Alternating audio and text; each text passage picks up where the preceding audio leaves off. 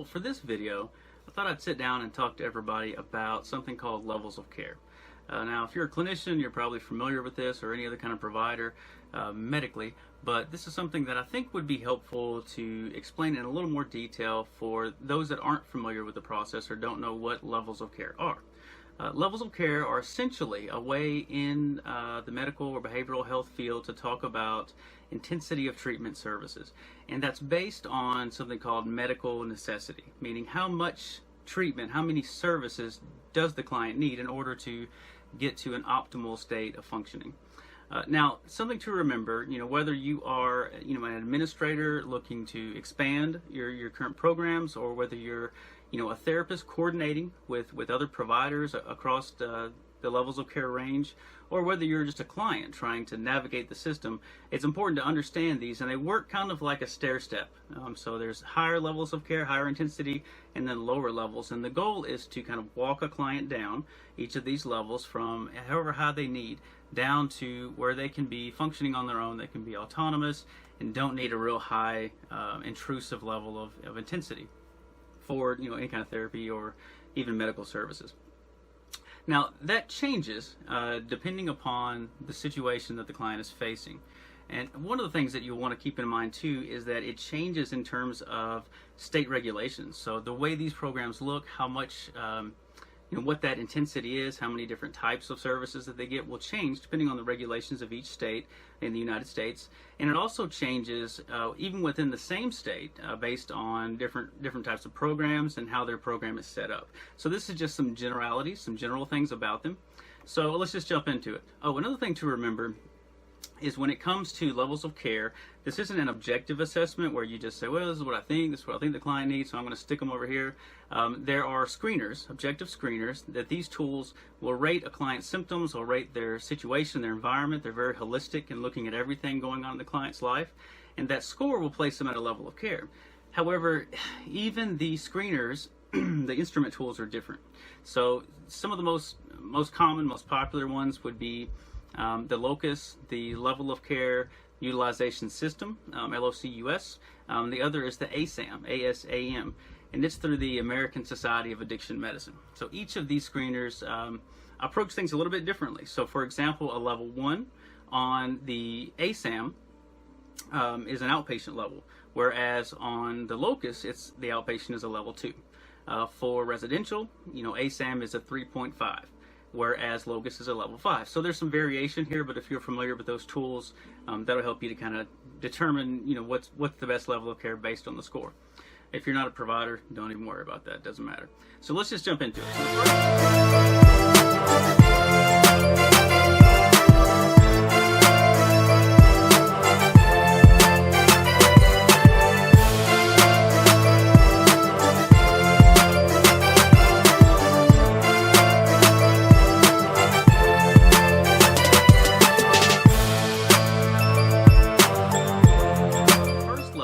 Outpatient. And outpatient is kind of not the lowest level. The lowest level would be called prevention. And that's something, maybe a topic for another day. But when you get actually into treatment and you're getting services, outpatient is where you go, and just as the name implies, you go into a clinic or you go into an office setting, you have your services and you leave. It's an outpatient. So this is the lowest level. The intensity can vary. Now, you typically have it outpatient. And I'm going to speak more in terms of behavioral health. So you have like individual therapy sessions. You might do group therapy at an outpatient level. Outpatient also has services like psychological evaluation, so intelligence quotient testing, or personality disorder testing, or testing to clarify symptoms and diagnosis. And then you have psychiatric evaluation, which is for medication. So psychotropic medication is something to help with anxiety or something to help with depression. So those things are also available at the outpatient level. The intensity is typically 1 hour, so like a 1 hour session, and that can be weekly, or it can be on up to monthly, or a couple months out. You can't really go past 90 days in the state of Kentucky without a service. So those are kind of your ranges. How long a person is in outpatient really depends on their needs. So one thing necessary for one client might be very different for another. So we have the goal being to problem solve, the goal being ultimately to reduce symptoms and to improve functioning. So For some clients, that might mean, they have 4 sessions, one a week in a month or every couple weeks, and they're done. Other clients, it's more for maintenance of chronic conditions. So they might be coming for months or for years. And again, it depends on what the client's looking for as well. Some people just like therapy just to stay sharp and to manage, the daily stresses of life. So that's fine too. Outpatient is a great level for that. When it comes to cost, outpatient is the least expensive level of care, both from an out-of-pocket perspective and also from insurance. Support services, these are available, and it depends on whether a person qualifies for them or not. Not every service you can qualify for at an outpatient level. Again, it goes back to the severity of your symptoms. But for those that qualify, you have things like case management services. You have things like peer support, which would be someone who is also dealing with the same kind of condition. Maybe they're depressed as well, and they can give one-on-one peer-to-peer insight on how to manage that. Supportive employment, so helping someone to get a job. Maybe they're very anxious and it's difficult for them to be in crowds or around people. So supported employment is a service that connects their treatment with the community and the employer. So for example, maybe this person could get a job being a stalker, in the back of a grocery instead of being out front and encountering the people. So it's a way to help them to still be employed and be able to manage their symptoms. The approach of the provider is primarily autonomous at an outpatient level. So outpatient, you see a lot of private practices. Someone has a license, they open a shop, and they begin seeing people. You also have in the clinics and things like that, there's a very high level of autonomy. You just they're your client, you do the assessment, you develop the treatment plan, you make whatever referrals are needed, and that's how that works. But there's also collaboration among the other providers within that clinic, and also within the community.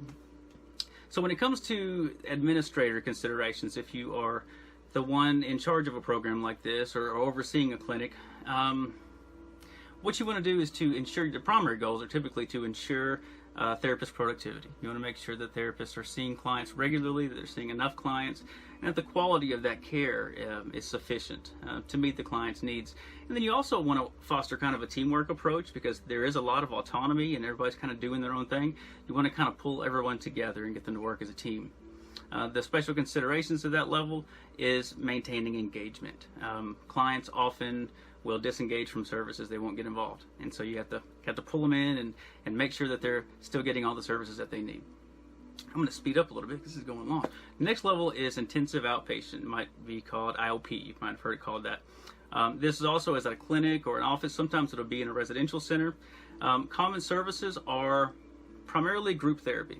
So there's a lot of group therapy that happens in IOP, and it can be for several hours on these groups. There are also some of the outpatient services available IOP as well, so psych testing, things like that.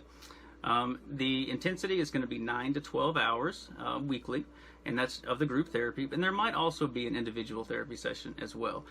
Again, but that's going to be kind of sporadic. That's not going to be real often that happens, just as needed. The goal is to walk the client through a psychotherapeutic program and to make sure that they obtain the skills that they need. That way that they can complete the program and then practice those skills in everyday life. How long it lasts, it can be anywhere from 1 to 3 months. The cost is more affordable than PHP, but more costly than outpatient, so be aware of that. The client type, they're typically more independent and self-sufficient clients, but they need intensive care.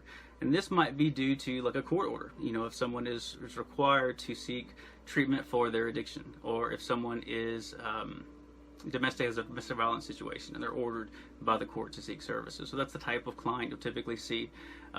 For the provider's approach, again, it's fairly autonomous. You kind of control things that the way in the provider's best judgment, but there's usually an evidence-based curriculum, so there's a structure to it that the provider follows. They are the bridge.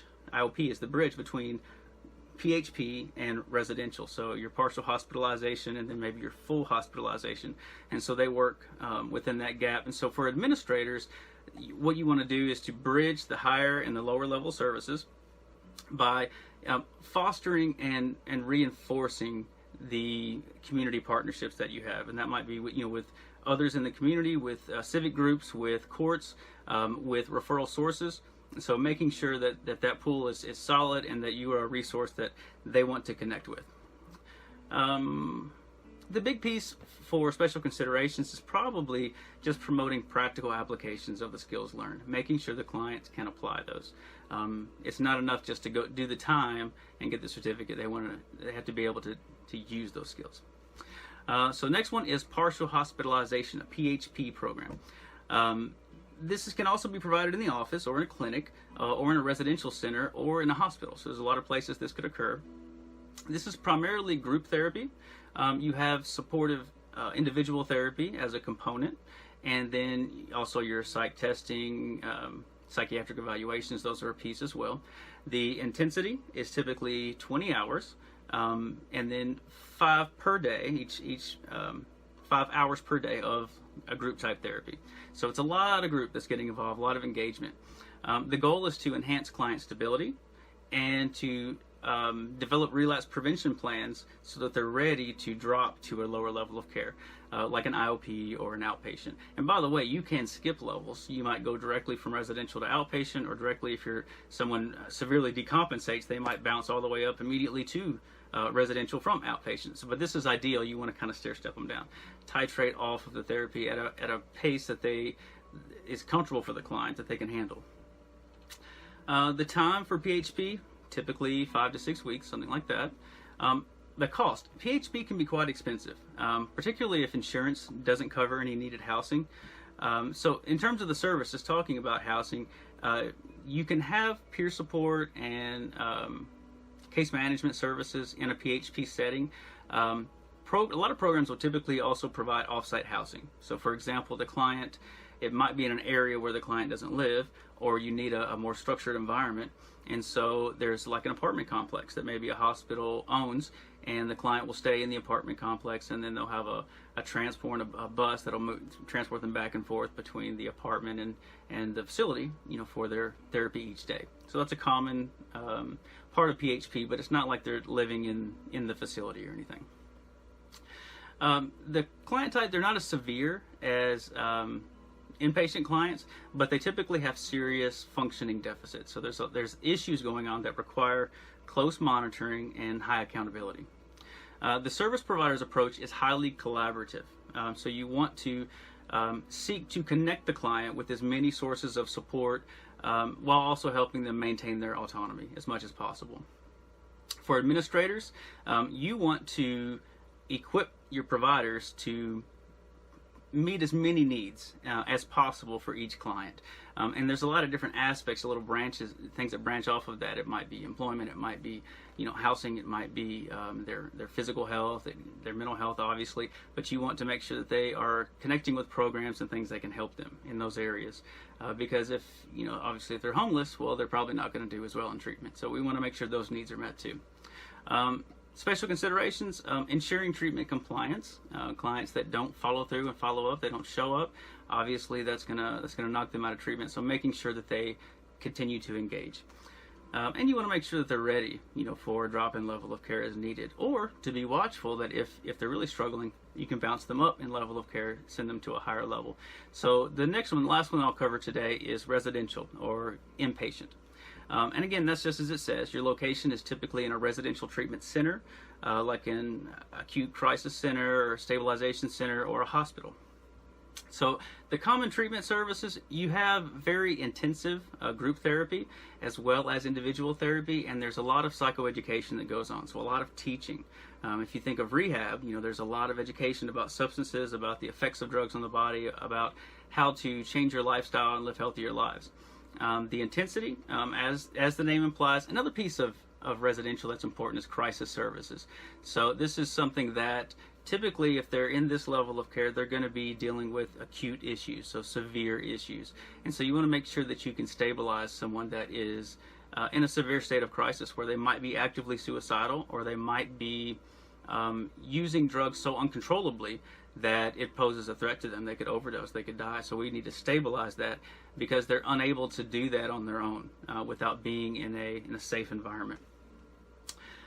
The person lives at the center full time, so the whole time that they're there, And there's the heavy education component, and they're also getting weekly contact, in addition to therapy groups, individual one-on-one sessions with providers. And they're connecting with case managers, peer support specialists, nursing and medical staff. Something to remember is that those support services are considered part of the per diem, which is the daily billing to an insurance company or the daily charge of the treatment center. So there's not additional billing for targeted case management, peer support, these kind of things, supported employment, whatever it might be. That's considered all-inclusive, so that's built into it. So if you're going to a treatment center that doesn't have, or considering a treatment center that doesn't have these wraparound support services as part of its per diem, I would keep looking. I would consider that, because these are things that should be present. In terms of the goal, well, I mean, we want to reduce the acuity. We want to reduce the severity of the symptoms, stabilize the person. The time is 30 or more hours per week, typically, of a combined group and psychoeducation, plus they're getting weekly one-on-one, typically 1 hour individual therapy sessions, so they're working on personal issues with their therapist as well as issues in group. The length can be anywhere from 28 days, so a short-term residential program, up to 100 days or more, again, depending on how that program is structured for a long-term residential. When it comes to client type, I think we kind of talked about that. You know, clients may be psychotic, they might be actively suicidal, they might be having uncontrolled severe addiction. So those are the type of clients that you'll typically see at a residential setting. So for the approach of the service provider, it's very different than outpatient. Outpatient is autonomous, you kind of do your own thing. In residential, you're very connected with other therapists, and so you're constantly working together as part of a treatment team, and you're collaborating. This happens at all levels of care, but it's especially intense at the highest level of intensity, which is residential. And so you're constantly working with, medical doctors, for the client's physical health. You're working with nursing staff. You're working with case managers. You're working with any manner of people that are part of this team to help the person get stable and to get their situation under control. So for an administrator, your challenge is balancing physical challenges against client necessities. So when it comes to cost, residential, both out of pocket and for insurances, is the most expensive. So that's something that, as a administrator, you have to balance it. It sounds like, well, you're making so much, you're charging so much to insurance that that it should be no issue with providing excellent care. That's actually not the case. It's a challenge to provide that many services under really what's a small per diem for what you're providing. In some cases, smaller than you would get by doing each service individually at an outpatient level, but bringing them all together. So making sure that you are able to keep the doors open for the center, but at the same time provide a high quality of care for your clients, making sure that they get everything they need. So that's something as an administrator you'll want to consider. And then also you're going to be a bit of a traffic conductor. There's a lot of coming and going as clients come in, as they complete, as they move on, as people shift into levels of care. So making sure that you're able to direct that traffic and ensure that they have a holistic care, a well-rounded, balanced level of care, and that the team is also operating efficiently together. So another special consideration for residential is you have to ensure a safe environment. So it's not going to do a lot of good for a client to go to a treatment center and say it's for addiction, and you're not random drug testing. You're not searching them when they come to the facility if they leave for whatever reason. You have to ensure accountability. You have to make sure that the environment is safe. Not only for that client, maybe they went out and brought drugs in or whatever, then that's a danger to them, but now that it's in the facility, now it's a risk to other clients as well. So you definitely want to make sure that accountability is there. And part of that too is rule compliance. So clients typically, are living uncontrolled lives. Things are out of control. And so you have to create an environment that's structured, that has rules, that has schedules, and this is one of the most important things for an addict to get them back on track and living a healthier life. So definitely want to make sure that you are monitoring and ensuring that that's a part of it if you're an administrator. And so there you have it, different levels of care. So it's kind of like a stair-step thing, and I'm dramatically simplifying this, but hopefully that gives you a clearer picture of kind of how this works, particularly in behavioral health, of moving up and down through levels, and how a client, as they improve, based on the outcome score, they can drop to a lower level, or they might go up if they have higher needs. And so there you go, overview of levels of care within treatment. Until next time, don't just be transformed, be kinged.